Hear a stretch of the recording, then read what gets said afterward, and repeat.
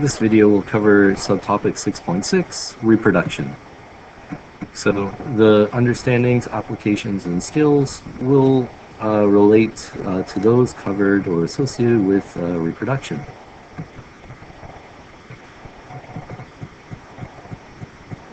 So we'll start with the male reproductive system. So you should be able to annotate a diagram of the male reproductive system. So there's a lot more on here than you would actually have to annotate. The structures that you would need to annotate include the seminal vesicle, the prostate, the vas deferens, the epididymis, the testes or testicles, scrotum, penis, urethra, and bladder. For these structures, you would also have to be able to identify the function of each of them.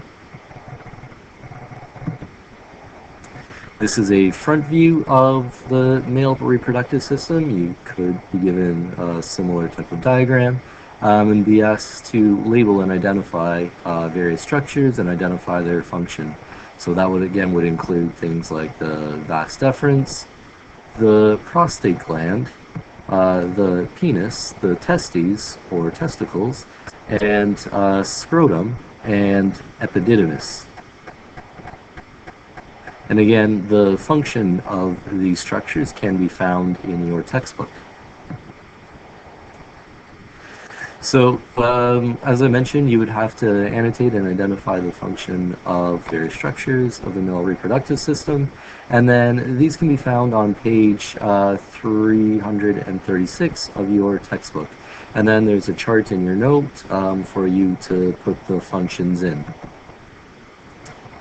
In the female reproductive system, the structures that you would have to identify or annotate on a diagram would include, I believe, the cervix, the ovary, oviduct, uterus, and vagina.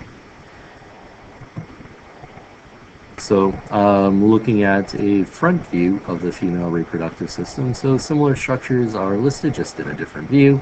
So we have the ovary, and we have the fallopian tube, the uterus, the cervix, and then the vagina. So again, you will need to be able to annotate these structures and identify the function. And so this can be found on page 336 as well.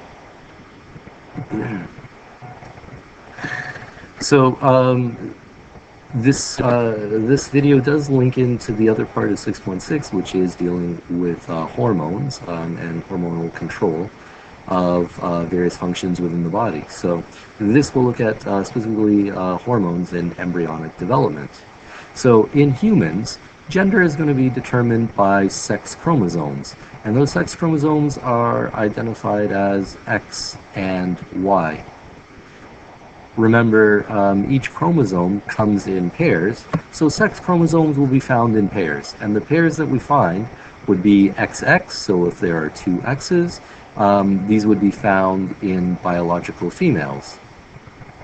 The combination of XY would be found in males and would cause development associated with being a biological male. So now, early on in embryonic development, the reproductive structures of the early embryo are similar in both males and females, which means, everybody looks the same, until about the 7th week of gestation.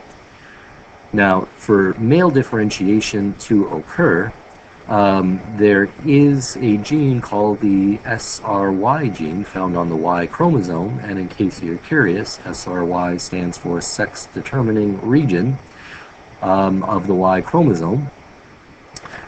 So this gene is found on the Y chromosome. When this gene now is activated, it will trigger the secretion of testosterone. And testosterone will now lead to the development of the gonads, the epididymis, sperm duct, seminal vesicles, testes, and prostate gland. And then later on, when that individual hits puberty, it will cause development of secondary sex characteristics. In females, because the SRY is absent, there is no Y chromosome, there is only two X chromosomes. No testosterone is secreted. And so, because there's no testosterone secreted, the estrogen, the hormones estrogen and progesterone, which are going to be secreted by the ovaries and then eventually the placenta, will trigger the development of the ovary and genitalia of the female reproductive tract. And then subsequently, eventually that estrogen and progesterone are produced to continue prenatal development of the female reproductive organs. And then later on in the life of that female, when she hits puberty, these hormones, especially the estrogen, will continue development of the secondary sex characteristics of females. So development of male and female is controlled by these particular hormones. Now, there is hormonal control of the menstrual cycle. So the menstrual cycle is that cycle in which an endometrial lining is built up and then shed, and then you get release of an egg, or an egg. So menstruation in the menstrual cycle begins on basically day one, and it's convention that the menstrual cycle starts on day one with the beginning of menstruation. So the cycle begins with the shedding of the endometrium. This will then lead into the follicular phase, which is around day 6 to day 13. So you have a group of follicle cells within the ovary, which will begin to develop due to secretion of a hormone called follicle stimulating hormone produced by the pituitary gland. Follicle stimulating hormone is released by the pituitary gland, travels all the way to the ovary, and will act on the ovary to start developing these follicle cells. Within these follicle cells is going to be an immature egg. The follicle will begin to secrete the hormone estrogen, which will cause the endometrium to thicken. So at the beginning of the cycle, that whole lining has been shed. Now the lining needs to be built up again, and it's the hormone estrogen that will cause this endometrium lining to thicken. Estrogen levels will peak at around day 13, which will cause a spike in another hormone called luteinizing hormone. And cause a spike in those luteinizing hormone levels.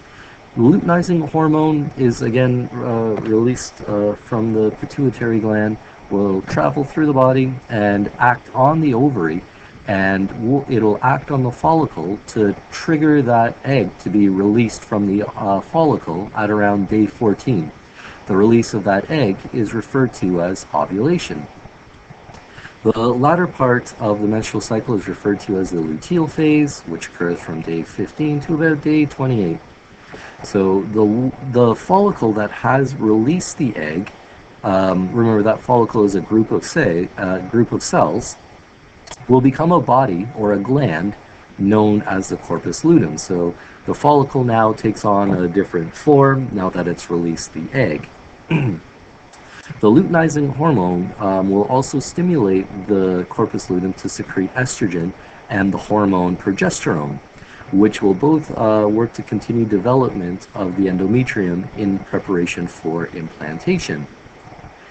If fertilization of that egg and implantation do not occur, then the endometrium is shed. Basically, estrogen and progesterone levels will drop as the corpus luteum starts to degrade, and if fertilization does not occur, then the endometrium lining is shed and the whole menstrual cycle will start again. So diagrammatically, what this looks like is, there's a lot of words and hard to probably visualize what was going on. So we'll look at how these hormones are peaking and what's going up when and what's going on where.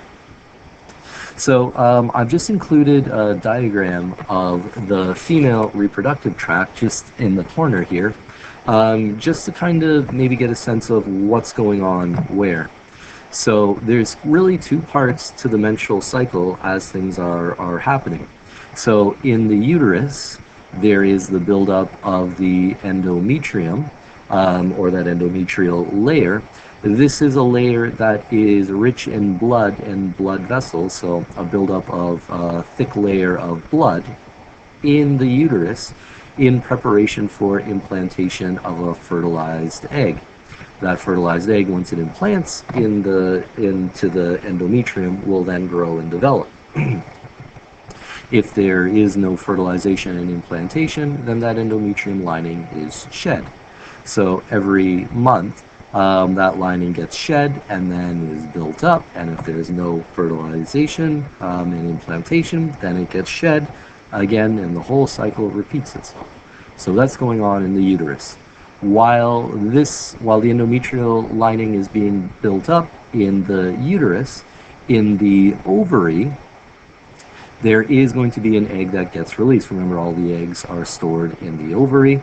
The egg gets released, will travel down the fallopian tube, and it's shortly after being released that fertilization has to occur in order for proper implantation to happen in the uterus. So basically, as that egg is developing, and it's one egg per month that will mature and develop, that egg is surrounded by what's called a follicle. And that follicle is basically an aggregation or a group of cells around the egg. They're basically like its kind of support system almost. So in this cycle, the development of the follicle and the endometrium lining is going to be controlled by several hormones. So what initially triggers all of this is the follicle stimulating hormone, which will start to increase a little bit at the beginning of the menstrual cycle. That follicle stimulating hormone is going to trigger the development of a follicle.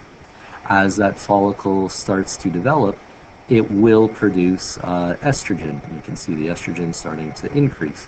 The estrogen feeds back in or acts on the pituitary gland in low levels to initially kind of inhibit follicle stimulating hormone and the luteinizing hormone. But as the follicle grows and produces more estrogen, it will cause an increase in follicle stimulating hormone and eventually a rise in the luteinizing hormone. So as that estrogen continues to increase, this will cause the endometrium lining to increase and to thicken.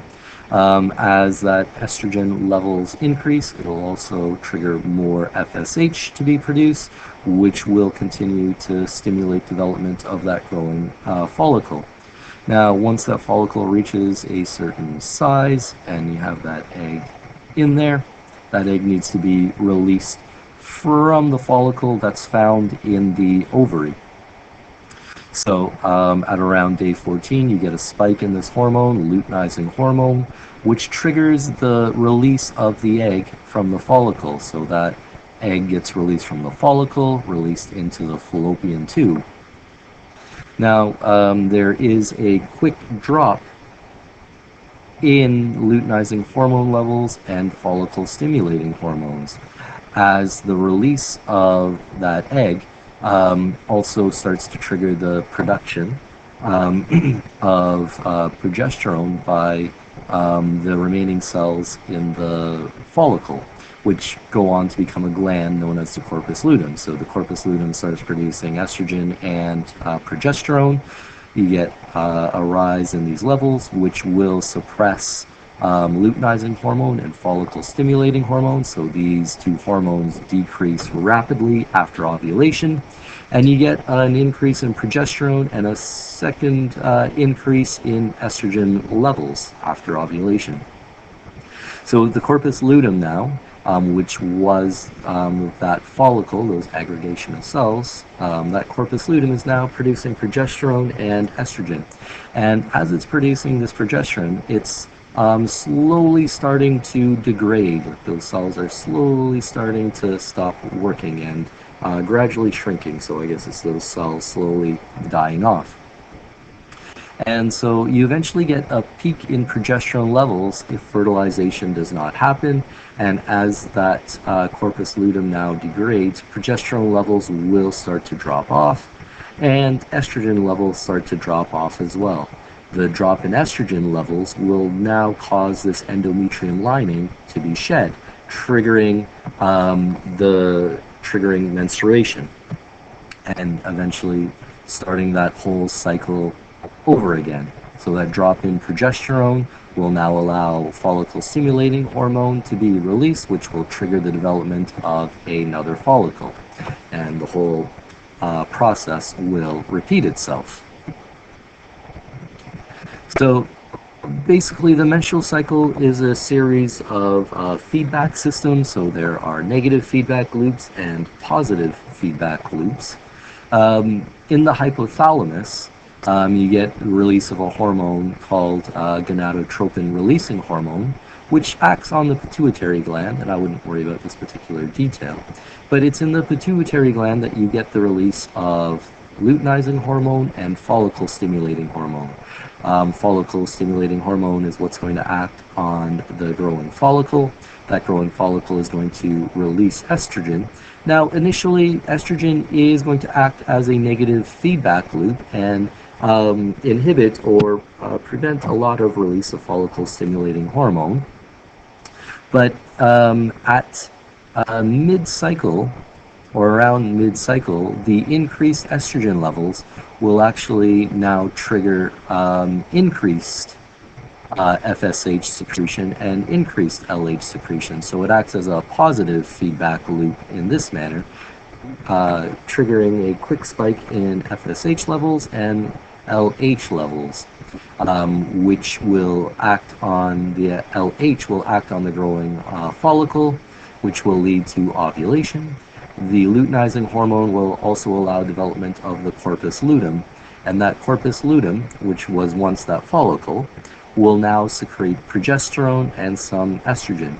The increased levels of progesterone and estrogen now will inhibit further production of FSH and LH, preventing another follicle from developing or preventing more eggs from being released. So this is another diagram of that cycle. So basically, like if this is the pituitary gland in your brain, this is the follicle in the ovary, which will eventually become a corpus luteum. The FSH will act on that follicle to cause it to develop and secrete estrogen, which acts on the pituitary gland to kind of downregulate or inhibit FSH initially. But the increasing levels of estrogen will eventually cause increased FSH levels and LH levels. The increased LH levels will cause release of that egg and will cause that follicle to turn into the corpus luteum. Once into that corpus luteum will start secreting progesterone, which will inhibit the production of progesterone and FSH. So in the menstrual cycle and in reproduction, ultimately, this is to facilitate fertilization of an egg and development of an embryo. Now, there can be fertility problems that are encountered, and this can happen in either male or females, and so to overcome this, in vitro fertilization is used. Now, infertility in males can be due to a number of reasons, and same with infertility in females. So in this process of in vitro fertilization, the first step is going to involve stopping a woman's pituitary gland from secreting FSH and LH, which then stops estrogen and progesterone. So you want to kind of stop the normal cycle. And then you want to manipulate the cycle by giving injections for follicle stimulating hormone and luteinizing hormone daily for about 10 days to stimulate multiple follicles to develop, causing superovulation. If the goal is to collect mature eggs, then you want many mature eggs to develop for the possibility of getting many embryos or viable embryos. So the female will then be given an injection of HCG, which is human chorionic gonadotropin, which will cause the follicles to mature. Before they are released, a micropipette is going to be used to remove the eggs from the ovary. Once those eggs are removed from the ovary and those any adjacent cells are kind of cleaned off with it, each egg is going to be mixed with about 50,000 to 100,000 sperm cells, and this happens within a petri dish. And it's going to be incubated for about 3 days, 2 to 3 days. The fertilized embryos, or any embryos that develop, are then going to be implanted into the woman's uterus when they are about 48 hours old, and then hopefully pregnancy results. So diagrammatically, this is all shown here as well. So we start with normal menstrual cycles, steps being blocked temporarily. And then synthetic FSH is going to be injected, so the ovaries get stimulated to develop many egg cells, which is referred to as superovulation. Now, the male has to provide a semen sample. That sample is going to be processed to concentrate the healthiest sperms.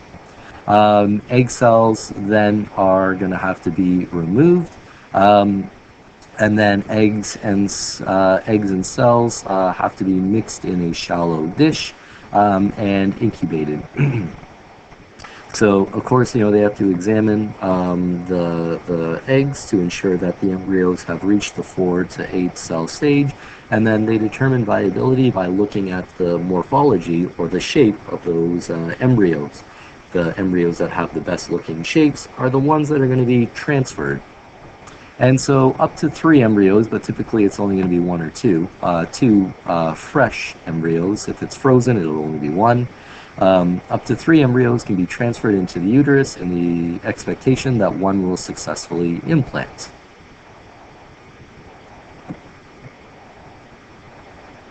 So that is the end of this video for 6.6, which deals with reproduction. At the end of the note, there is a little bit about William Harvey, so make sure that you read that and know about his contributions to reproduction as well.